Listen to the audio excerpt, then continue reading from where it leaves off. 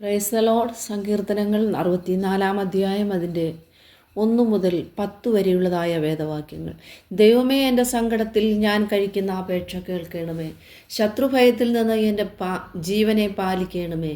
ദുഷ്കർമ്മികളുടെ ഗൂഢാലോചനയിലും നീതികേട് പ്രവർത്തിക്കുന്നവരുടെ കലഹത്തിലും ഞാൻ അകപ്പെടാതെ വണ്ണം എന്നെ മറച്ചുകൊള്ളണമേ. അവർ തങ്ങളുടെ നാവിനെ വാൾ പോലെ മൂർച്ചയാക്കുന്നു.